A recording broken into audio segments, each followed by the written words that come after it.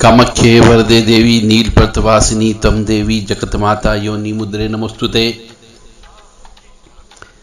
कामाख्ये काम संपन्ने कामेश्वरी हर प्रिये काम नाम देहि में नित्यम कामेश्वरी नमोस्तुते।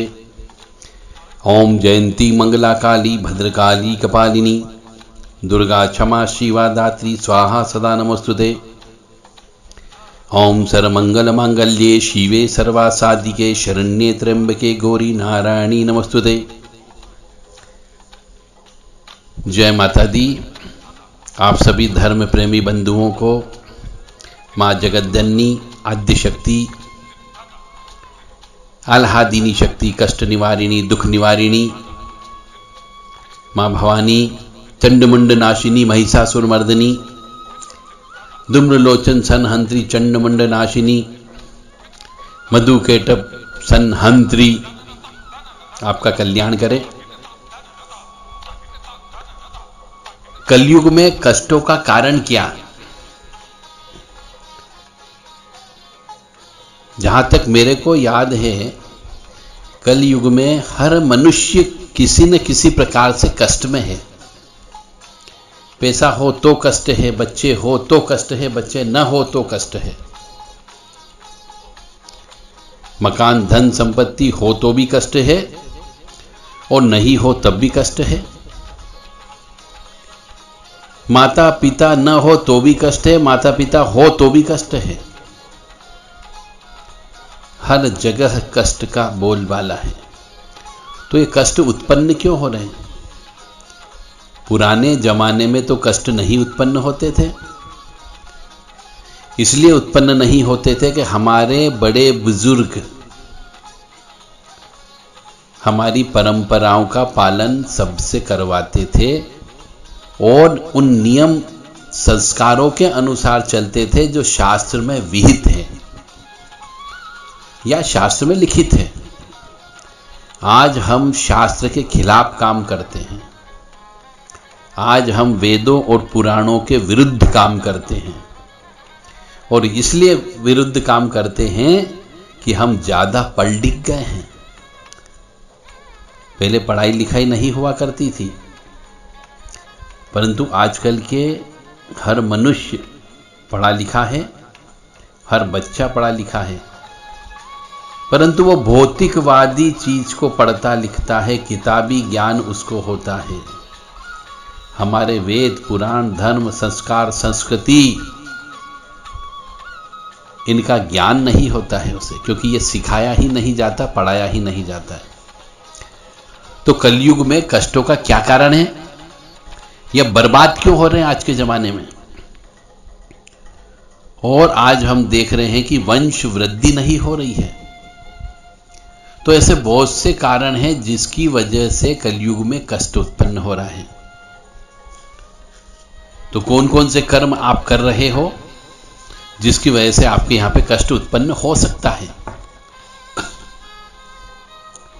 सर्वप्रथम आता है कि भाई का कमाया गया धन दूसरे भाई को नहीं खाना चाहिए।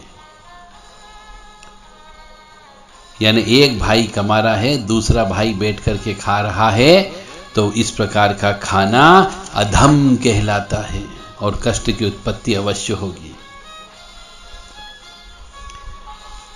स्त्री का कमाया गया धन खाना उस अधम से भी अधम है। और कलयुग में हम देख रहे हैं आजकल पुरुष घर पे बैठा है और स्त्री कमा रही है। कलयुग है। स्त्री का कमाया गया धन पुरुष खा रहा है तो निश्चित तौर से उसे कष्ट की उत्पत्ति तो होगी ही। हमारे शास्त्र कहते हैं स्त्री का कमाया गया धन अधम से भी अधम है और दूसरों को कष्ट पहुंचाकर इकट्ठा किया गया धन महाअधम है। और आज के जमाने में तो दूसरों को कष्ट पहुंचा करके ही पैसा कमाया जा रहा है। तो घर में क्यों ना बीमारी आएगी, घर में क्यों न लकवा लगेगा, घर में क्यों न कैंसर की बीमारी होगी, घर में क्यों न किडनी फेल होगी। क्योंकि कई लोगों की आत्मा से जो आह उत्पन्न हुई है, उनकी बद्दुआएं उत्पन्न हुई है, उनकी चीख निकली है, उनकी आत्मा दुखा करके पैसा कमाया गया है, तो वो पैसा आपको, आपके परिवार वालों को फलित तो नहीं होगा। कहीं न कहीं पर वो पैसा हॉस्पिटल में जाता है।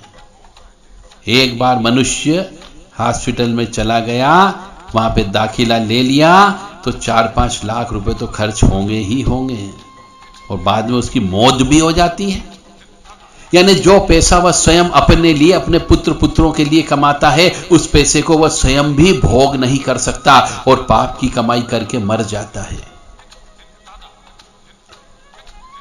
अगला जन्म जब उसको मिलता है तो पाप की गठरी साथ में होती है, वो उन लोगों का खून चूसा हुआ कि हाय बद्दुआ साथ में होती है। उस समय उसको काल सब दोष की उत्पत्ति हो जाती है, पितृदोष की उत्पत्ति हो जाती है, नाग महाराज का दोष उत्पन्न हो जाता है, और उस वजह से वो जिंदगी भर तड़पता रहता है। वो हमेशा ऋण में जीता है, कई बार खाने के लिए मोहताज हो जाता है, अपंग उत्पन्न होता है। यही कष्टों का कारण है। तो झूठ बोलना, मिथ्या बोलना, यदि कोई मनुष्य झूठ बोलता है तो उसे देवी कृपा बिल्कुल भी प्राप्त नहीं होती है। उसे झूठ बोल करके पैसा नहीं कमाना चाहिए। अधर्म का कार्य करना या शास्त्रों के विरुद्ध जाकर के कार्य करना कलयुग में कष्टों का कारण है और बर्बादी का कारण भी है। मासिक धर्म रहते हुए पूजा पाठ करना, यह भी कष्टों का मुख्य कारण है। और मासिक धर्म के परंपरागत नियम परिपाटी का पालन नहीं करना भी कलयुग में कष्ट का कारण है। मासिक धर्म की अवस्था में, एमसी पीरियड की अवस्था में, रजस्वला अवस्था में बना हुआ भोजन खाना भी कष्टों का कारण है। हम कहीं महिला, कष्टकारी महिला से मिलता हूं तो वो महिला साफ साफ बोलती है हमारे सामने, क्योंकि हम उस चीज के डॉक्टर हैं तो हमारे सामने उनको सच बोलना ही पड़ता है। और जब वो सच बोलती है तो हमारे भी रोंगटे खड़े हो जाते हैं। तो सच क्या है, सुनिए। वो महिला, कई महिलाएं हमारे सामने आकर के बोलती है कि हमारे पति हमारे रजस्वला अवस्था में भी संभोग करते हैं और वो करने के लिए प्रेरित करते हैं, और नहीं करते हैं तो हमें मारते हैं। अगर ऐसा किया जाता है तो वो मनुष्य कभी भी सुखी नहीं रह सकता। उसको अवश्य कष्ट की प्राप्ति होगी ही होगी और बर्बाद भी होगा। उसको ला इलाज बीमारी अवश्य लगती है, जिसका कोई प्रायश्चित नहीं होता है सिवा दुख सहने के, दर्द सहने के। घर परिवार में किसी के मरने पर सही तरीके से उसका दाह संस्कार नहीं किया गया हो तो भी कष्ट की उत्पत्ति होती है।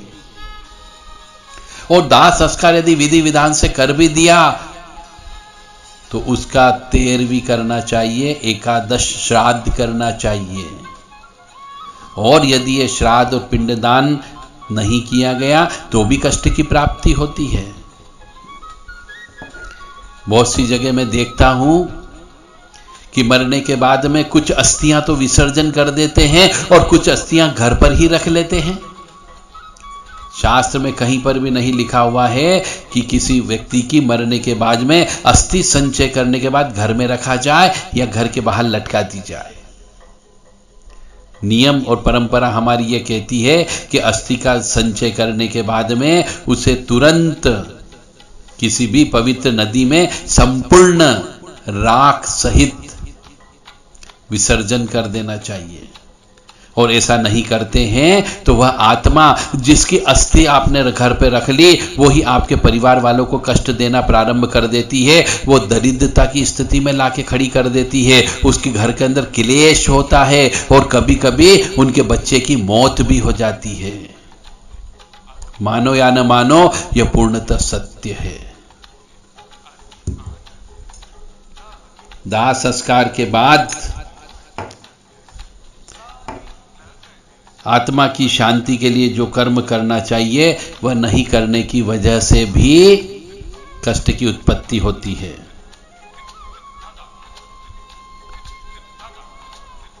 मातृ दोष की वजह से, पितृ दोष की वजह से भी कलयुग में कष्ट की उत्पत्ति होती है, बर्बादी का कारण होती है। यदि कोई मनुष्य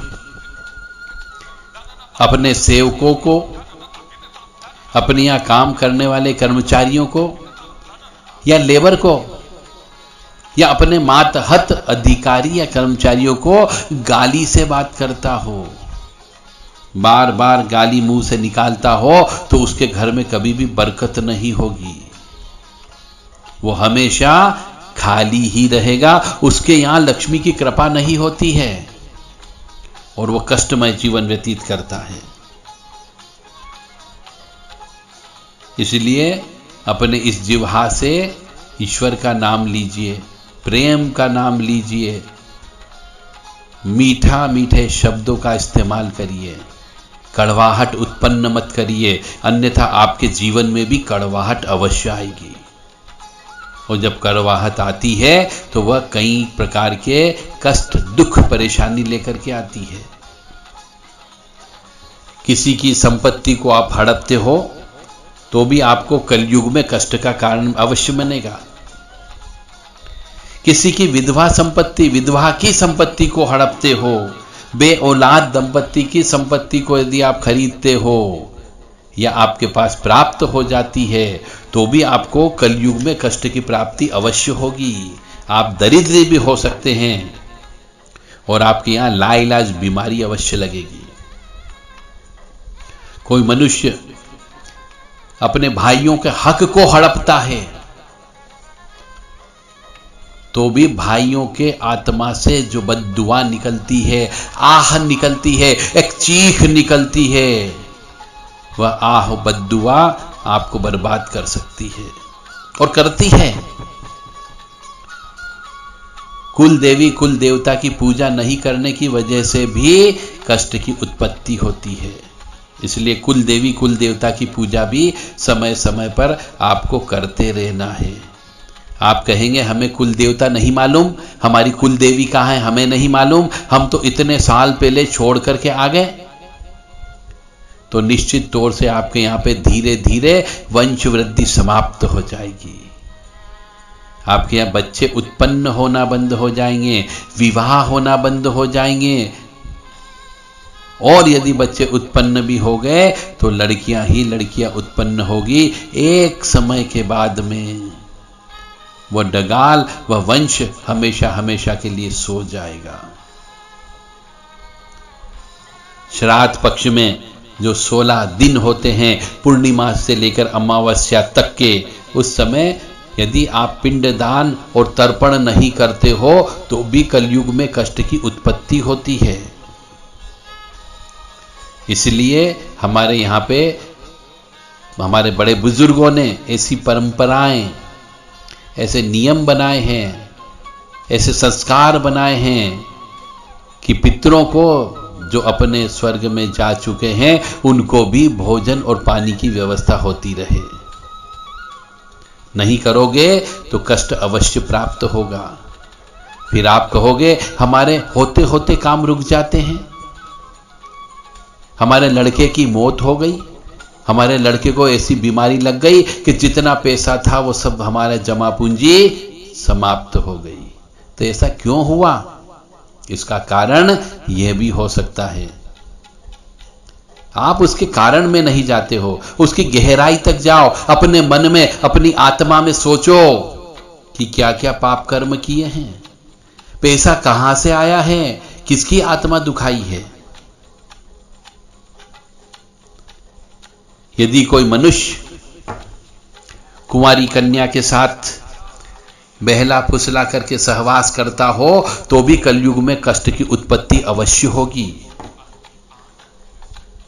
यदि कोई मनुष्य किसी स्त्री के साथ में बलात्कार करता हो, चाहे गुप्त बलात्कार किया हो, तो भी कष्ट की प्राप्ति अवश्य होगी। वह एक न एक दिन ऋणी होकर के मृत्यु लोक को अवश्य प्राप्त होगा। यदि कोई परिवार, यदि कोई मनुष्य विवाह के नियम कानून को तोड़ता हो, यानी कि किसी लड़की को भगा करके विवाह करता हो या कोई लड़की किसी लड़के को भगा करके विवाह करती हो, तो वह दोनों सुखी नहीं रह सकते, क्योंकि दोनों तरफ के कुल देवता और कुल देवी उनको शाप देते हैं। मानो या न मानो, यही हमारे संस्कार और परंपरा और परिपाटी है कि कुल देवता अवश्य होते हैं और कुल देवी भी होती है। नहीं मानोगे तो कष्ट की प्राप्ति अवश्य होगी। आप बच्चे को पढ़ा लोगे, लिखा लोगे, इंजीनियरिंग करा लोगे, डॉक्टरेट की डिग्री दिलवा दोगे, परंतु वह कभी भी सुखी और आनंदित नहीं रह सकता। उसके पास सब कुछ होगा फिर भी कुछ भी नहीं होगा। घर में आने पर उसको खाने को घर दौड़ेगा, घर में अशांति रहेगी, घर में क्लेश रहेगा। वो आएगा तो शराब पी करके आएगा। यही अशांति उनके लिए खतरनाक है, यही कष्टों का है। यदि कोई मनुष्य चरित्रहीन हो जाता है, कोई स्त्री चरित्रहीन हो जाती है, कोई पुरुष चरित्रहीन हो जाता है, तो कलयुग में उसे भी कष्ट की उत्पत्ति अवश्य होगी। कोई मनुष्य किसी को धोखा देता हो, कोई वचन भंग करता हो, तो कलयुग में कष्ट की प्राप्ति अवश्य होगी। वह ऋणी और दरिद्री भी हो सकता है। अशुद्ध अवस्था में, अपवित्र अवस्था में, अस्वच्छ अवस्था में यदि वो मंदिर जाता हो तो भी उसको कष्ट की प्राप्ति होगी। यदि कोई मनुष्य किसी मंदिर को तोड़ना, ऐसे मंदिर को तोड़ना जिसमें प्राण प्रतिष्ठा हो, तो भी कष्ट की प्राप्ति होगी और भयंकर कष्ट की प्राप्ति होगी। इसलिए प्राण प्रतिष्ठित मंदिर को कभी भी तोड़ना नहीं चाहिए। और यदि तोड़ते हैं तो उसके लिए पहले प्रायश्चित कर्म किए जाते हैं, उनके लिए दूसरा स्थान बनाया जाता है, विशेष पूजा पाठ पद्धति से उनका आह्वान करके दूसरी जगह उनको स्थापित किया जाता है, उसके बाद तोड़ा जाता है। इसके लिए बहुत ज्ञानवान शास्त्री गुरु की आवश्यकता होती है।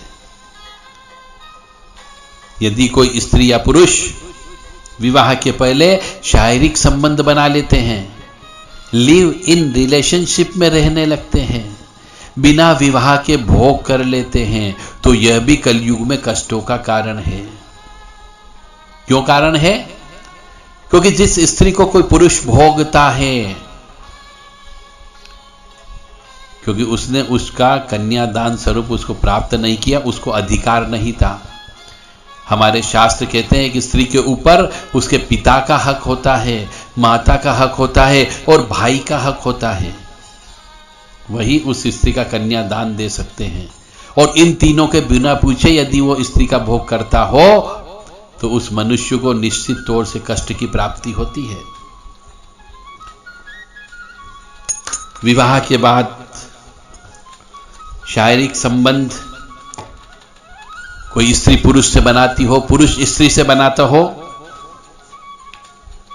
तो भी कष्ट की उत्पत्ति होती है, क्योंकि वो विवाह के वचन को भंग करते हैं। और यदि कोई स्त्री पुरुष मिलकर के विवाह के पहले गर्भ को गिरवा लेते हो तो महाभयंकर दोष की उत्पत्ति होती है। और विवाह के बाद भी यदि गर्भ को गिराते हैं कि लड़की गर्भ में आ गई है, उसको गिराते हैं, तो भी पाप कर्म की उत्पत्ति होती है।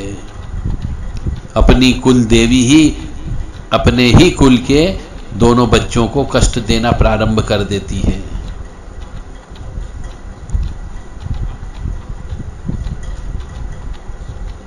हम कई बार देखते हैं आजकल के लड़के लड़कियां विवाह के पहले ही एक दूसरे से संबंध बना लेते हैं और बच्चा भी गर्भ में आ जाता है। और बच्चा जब गर्भ में आ जाता है 1-2 माह का होता है, उसके बाद वो स्त्री उस पुरुष के साथ में फेरे लेती है। तो यह भी महाभयंकर पाप कर्म की उत्पत्ति होती है कि एक गर्भिणी स्त्री का विवाह कभी भी नहीं हो सकता, एक गर्भिणी स्त्री का कभी दान नहीं हो सकता, क्योंकि वह कन्या रूप में नहीं रही, उसके गर्भ में बच्चा पल रहा है। और यदि ऐसी स्त्री को जिसके गर्भ में बच्चा हो और उस स्त्री को उसके माता पिता कन्यादान स्वरूप कन्यादान के रूप में मंत्रोच्चारण के द्वारा दे रहे हो किसी के हाथ में, तो माता पिता भी पाप कर्म के भागीदार बन गए और वो लड़की तो बन ही गई है। यहां पर उन दोनों माता पिता को भी भयंकर कष्ट की उत्पत्ति होगी, मत मानो। और ये सब पाप कर्म करते जाओ और कष्ट की प्राप्ति भोगते जाओ और हॉस्पिटलों में अपने मेहनत का कमाया हुआ, झूठ का कमाया हुआ पैसा हॉस्पिटल में भरते रहिएगा। किसी की किडनी फेल हो जाएगी, किसी का लीवर फेल हो जाएगा, किसी को कैंसर की उत्पत्ति हो जाती है और 10-20 लाख रुपए लगने के बाद ही उसकी मौत होती है। तो ये कैंसर क्यों लगा? ये सब इन्हीं पाप कर्मों की वजह से लगा है। पहले तो नहीं होता था कैंसर, पहले किडनी फेल नहीं होती थी, परंतु अब ये सब काम होने लगे क्योंकि आप पाप कर्म ज्यादा करने लगे हो। जमीन में मकान के नीचे, प्लाट के अंदर किसी सुअर, गाय या मनुष्य का शव गड़ा हुआ हो, मकान बनाते समय वहां पर उगा हुआ कोई भी बड़ का पेड़, पीपल का पेड़, नीम का पेड़, आम का पेड़, उदुम्बर का पेड़ हो और उसको काटा गया हो, तो उसमें जो शक्ति का वास होता है वह शक्ति वहां पर रहने वाले मनुष्यों को सुखी नहीं रहने देती है, आनंदित नहीं रहने देती है। इसीलिए जिस भी जगह मकान बनाया जाए पहले उसके ऊपर की कम से कम 3-4 फीट मिट्टी को उठा करके फेंक देना चाहिए, उसके बाद में दूसरी मिट्टी ला करके डालना चाहिए। यदि कोई नए मकान में प्रवेश करता है और मैं नए मकान में आने के बाद में 1 साल के अंदर अंदर भयंकर कष्ट की उत्पत्ति होती हो, भयंकर बीमारी आ जाती हो, पैसा बर्बाद हो जाता हो, मकान बेचने की नौबत आ जाती हो या बुरे बुरे सपने उस नए मकान में आने लगते हैं, तो आप समझ जाओ उस मकान के जमीन के अंदर किसी न किसी मनुष्य की या गाय की या सुअर की हड्डी गड़ी हुई है। यह तंत्र होता है, स्वतः तंत्र होता है। यदि आपके दिन खराब हैं तो निश्चित तौर से आपको एक कष्ट की प्राप्ति अवश्य होगी।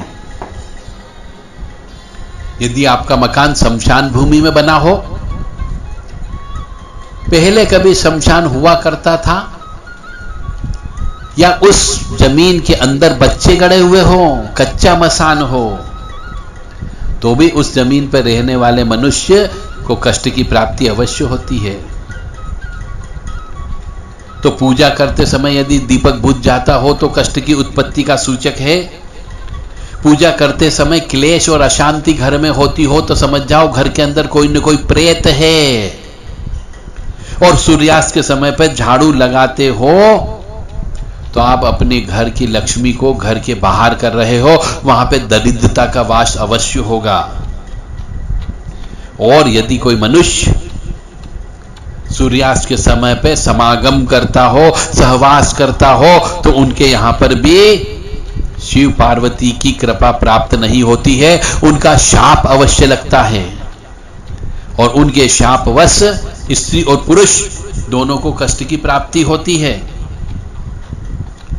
घर में व्यवसाय स्थल पर हवन पूजन नहीं किया गया हो, ग्रह शांति नहीं की गई हो, वास्तु शांति नहीं की गई हो, तो भी कष्ट की प्राप्ति होती है। यदि कोई मनुष्य दान नहीं देता हो, परोपकार का काम नहीं करता हो, अन्न का दान नहीं करता हो, जल का दान नहीं करता हो, वस्त्र का दान नहीं करता हो, बहुत कंजूस हो, तो उसके यहां भी कष्ट की प्राप्ति अवश्य होगी। गलत समय पर विवाह किया गया हो, गलत मुहूर्त में विवाह किया गया हो, जिस समय मुहूर्त था उस समय विवाह नहीं किया गया हो, उसके दूसरे दिन, दूसरी तिथि, दूसरे मुहूर्त में विवाह किया गया हो, तो भी पति पत्नी दोनों को कष्ट की प्राप्ति अवश्य होगी।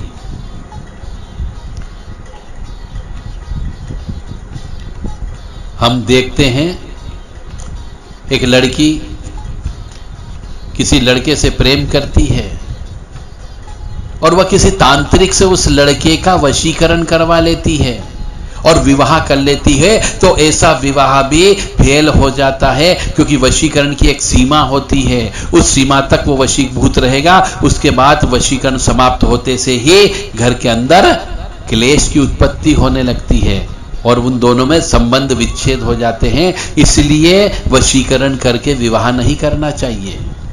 और इसी प्रकार से बहुत से लड़के लोग किसी लड़की से एक पक्षी प्रेम करते हैं, तो तंत्र विद्या के माध्यम से वशीकरण करके उस लड़की के साथ विवाह कर लेते हैं। और जब उस लड़की का वशीकरण समाप्त होता है, तब फिर दोनों उस घर में दोनों के बीच में विवाद उत्पन्न हो जाते हैं। और जब विवाद उत्पन्न होते हैं तो दोनों के ग्रह नक्षत्र आपस में एक दूसरे के विपरीत होते हैं और उनमें संबंध विच्छेद हो जाता है। यह कलयुग में कष्टों का कारण है। मांगलिक अमांगलिक विवाह भी कर लिया हो तो भी कष्ट की उत्पत्ति होती है। मांगलिक अमांगलिक विवाह यानी लड़की का मंगल हो, लड़के का मंगल नहीं हो, या फिर लड़का मांगलिक हो, लड़की अमांगलिक हो और विवाह हो गया हो, तो भी कलयुग में कष्ट की प्राप्ति अवश्य होगी। इसलिए हमारे बड़े बुजुर्ग जब विवाह करते थे तो एक तो नाड़ी दोष देखते थे कि नाड़ी दोष नहीं होना चाहिए, भकुट दोष नहीं होना चाहिए, मांगलिक अमांगलिक दोष नहीं होना चाहिए, षडाष्टक योग नहीं होना चाहिए, अन्यथा विवाह नहीं करते थे। यदि ये दोष है तो विवाह नहीं होता था। परंतु आज के जमाने में लड़का लड़की को भगा करके विवाह करता है और लड़की लड़के को भगा करके विवाह करती है, तो कष्ट की प्राप्ति होना तो स्वाभाविक बात है। तो कष्ट ऋण के रूप में आ सकता है, दरिद्रता के रूप में आ सकता है, बीमारी के रूप में आ सकता है। आप कार्य करने के लिए बैठे हैं परंतु भाग्य आपका साथ नहीं देगा, क्योंकि आपके दरवाजे पर प्रेत खड़े हुए हैं, वो प्रेत आपके कार्यों को सफल नहीं होने देते हैं। पितृ दोष के रूप में पितृ ही आपके कार्यों को नष्ट कर देते हैं, आपके भाग्य के ऊपर कैंची चला देते हैं। इसलिए इन सब नियम कानून का हो सके जहां तक पालन करने की कोशिश करिए और कष्टों से मुक्ति पाइए। यह हमारा अनुसंधान है। इस अनुसंधान में जो निष्कर्ष निकल के आए हैं वह हमने आपको बताने का प्रयास किया। आप समझदार हैं, पढ़े लिखे हैं, कोशिश करिए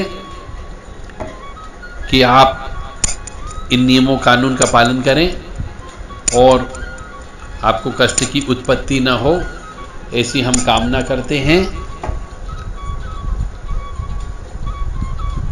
ओम ह्रीं दुर्गाय नमः, ओम क्लीं कृष्णाय नमः, ओम क्लीं कालिकाय नमः, ओम जयंती मंगला काली भद्रकाली कपालिनी दुर्गा क्षमा शिवा दाती स्वाहा सदा नमोस्तुते। जयतम देवी चामुंडे जय भूतापहारिणी जय सर्गते देवी कालरात्रि नमोस्तुते। या देवी सर्वभूतेषु लक्ष्मी रूपेण संस्थिता नमस्तस्यै नमस्तस्यै नमस्तस्यै नमो नमः। या देवी सर्वभूतेषु बुद्धि रूपेण संस्थिता नमस्तस्यै नमस्तस्यै नमस्तस्यै नमो नमः। या देवी सर्वभूतेषु शक्ति रूपेण संस्थिता नमस्तस्यै नमस्तस्यै नमस्तस्यै नमो नमः। हम माँ जगत जननी आद्य शक्ति भवानी से प्रार्थना करते हैं कि आपको लक्ष्मी, विद्या और बुद्धि तीनों की प्राप्ति